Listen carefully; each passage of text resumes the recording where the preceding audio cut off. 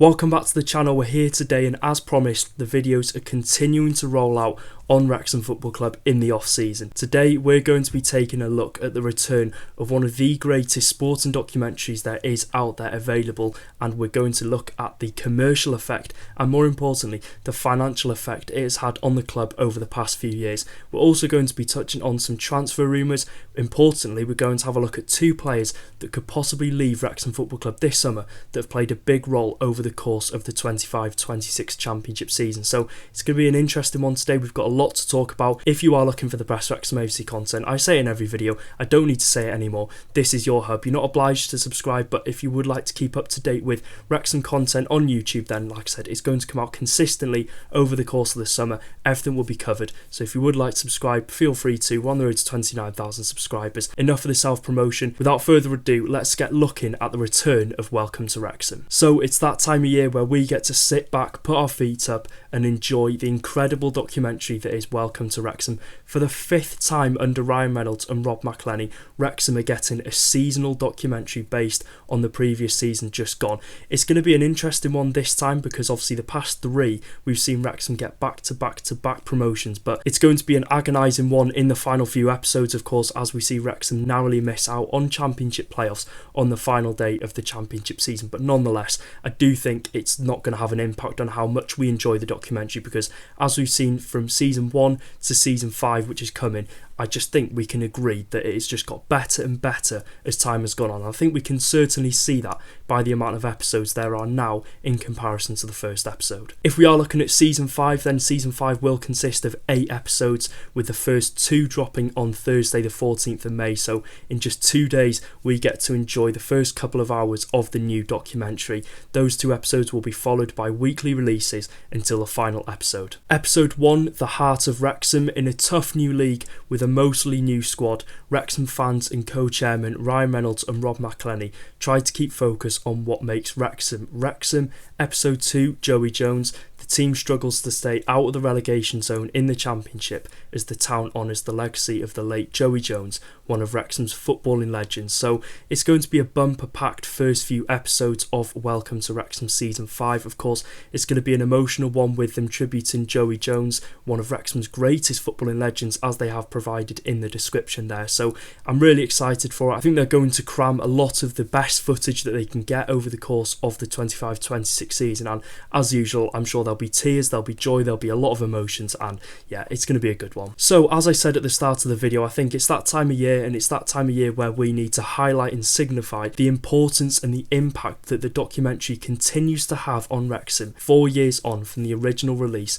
of season 1. And I think it is fair to say, in terms of the commercial side of things, Wrexham wouldn't be half of the powerhouse that it is in the commercial side of the game if it wasn't for this documentary. And I think as well it is important to note that I think a lot of fans will look at this and think, oh, they're doing this to provide the fans an incredible viewing at the end of each season. And yes, they are doing that. They're putting the fans forward, as Ryan Reynolds and Rob McElhenney did say. They're not going to forget the DNA of the club. They're going to put the fans first. So yes, they are giving the fans an incredible viewing at the end of every season, but it has a huge financial impact on the club through a variety of different revenue streams. I think the important thing to note on Welcome to Wrexham, and I think this is something that confuses a couple of people when, you know, they do see the Welcome to Wrexham documentary come out and then they suddenly realise that they don't directly benefit financially off Welcome to Wrexham. The club doesn't get the money directly through what we make on the documentary. It does go into Rob and Ryan's pockets, but of course you're going to expect that with them. They need some gain from taking over the football club and putting the tens of millions of pounds that they have done over the past couple of years. And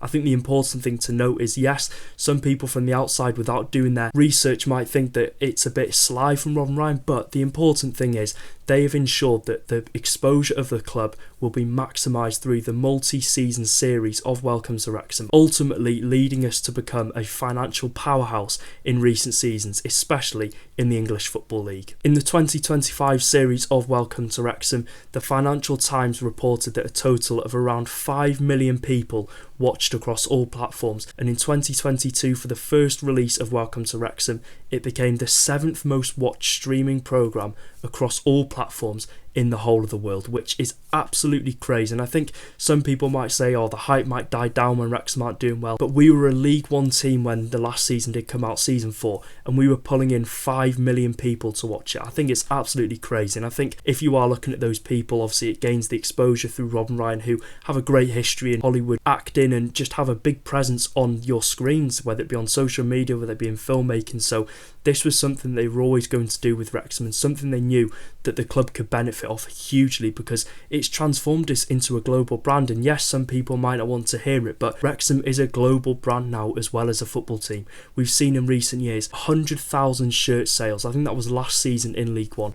The club surpassed a 6-digit figure for shirt sales, which again is just absolutely crazy, something that we couldn't have dreamed of in the past couple of seasons, something that I don't think we thought was possible, especially as a League One side. We've seen tours in the USA, Canada, Australia, where we've played in front of tens and thousands of people. And don't get me wrong, we've played the big boys, we played Chelsea, Man United, we played some MLS teams. The majority of those people in this stadium were wearing Wrexham shirts, were coming to the games to support Wrexham, which I think is just absolutely crazy. And it's again against teams that have big global stances on the fan bases, on the financial side of things. So to be competing with them in terms of showcasing our worldwide fan base, I think is absolutely incredible. And we've secured long-lasting sponsorship deals as well from the documentary. And also not to forget as well, looking on the social media side of things again, which has a big impact on really looking at how well and how far the club has grown through the documentary. And under the takeover of Rob and Ryan, we've accumulated 4.5 million followers on all platforms since 2022, which is absolutely crazy. And I think as well, obviously what you've clicked on this video to see is how much Wrexham have kind of made off the Welcome to Wrexham documentary. Now, as we've just said, the club doesn't directly benefit off the documentary in terms of the financial side of things, but we can get a good indication with the fact that Wrexham have generated £32.4 million in commercial revenue over the past 3 seasons, which yes, you could say isn't solely down to the documentary, but you think if it was just Rob and Ryan, if it was just them taking over the club, yes, of course we'd have seen a spike in attendances, but would the exposure have been that big if it wasn't for Welcome to Wrexham? If you're looking at the total number of people that have viewed Welcome to Wrexham from season 1 up until season 4, I do think you are looking at 25 to 30 million people, which I think will just increase the club's brand image and of course increase the club's price overall, because it's just absolutely ridiculous. And if you are looking at the retail side of things, we've generated £12.9 million. Bearing in mind these numbers that I've just read off, the 32.4 million across 3 seasons is based off the National League, League 2 and League 1.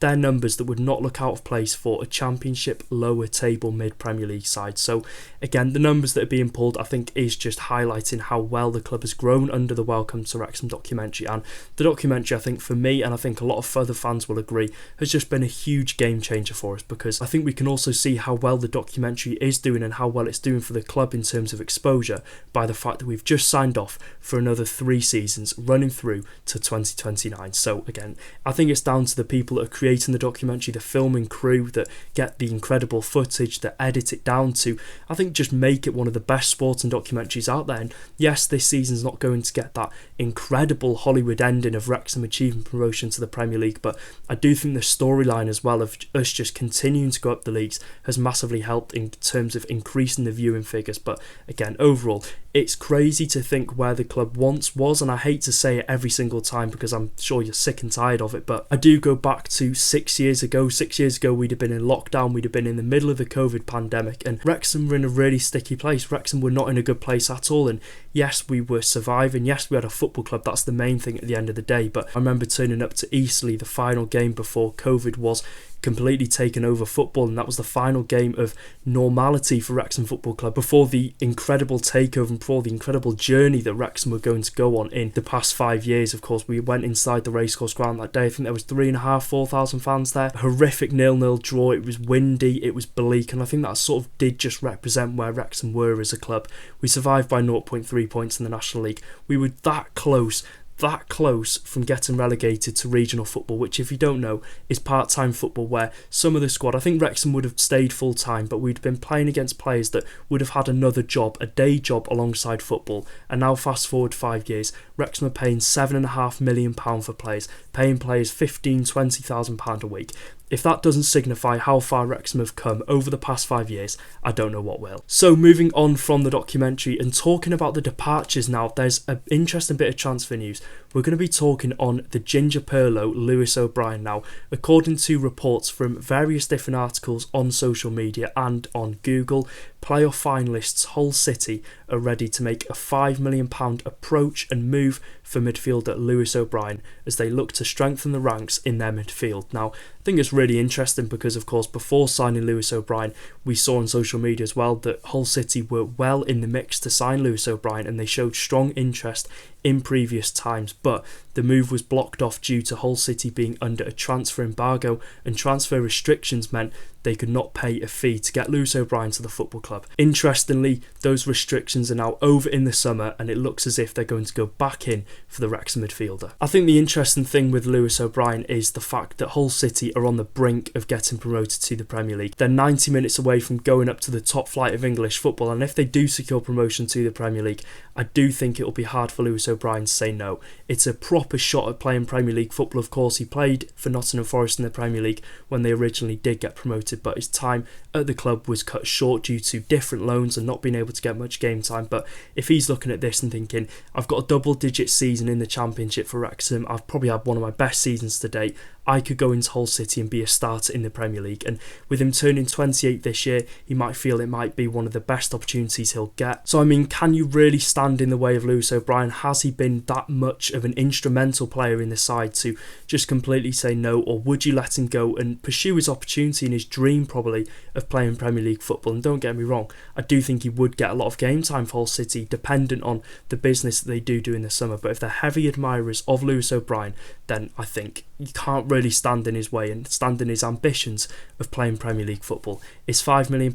I don't know how much we paid for him. I do think we paid in the region of £3.5 million, so we would be making a £1.5 million profit. However, I do think if the Tigers do stay down this season in the Championship, this should be a complete no. We should not consider selling one of our midfielders, whether it's a first choice, whether it's a fifth choice midfielder. Do not be selling players to a rival next season in the Championship. I wouldn't let Lewis O'Brien go if Hull City do stay down. But let me know your thoughts in the comment section down below. Finally, talking on Josh Windass. Now, it seems to happen every transfer window, and at Wrexham Football Club, we saw it in the January transfer window at Rangers, and I've seen Sheffield Wednesday fans say every single window there will be a rumour on Josh Windass. And of course, we've seen it recently with a move to the MLS proposed for Josh Windass, saying that he was interested in moving over to America. But an interview with TalkSport earlier on in the week, Josh Windass has ruled out a move and has said he will stay at Wrexham for the upcoming season. Now, of course, the rumours do come after, I think Nashville were one of the clubs interested in him, and a move was favoured to the MLS for Josh Windass. Now,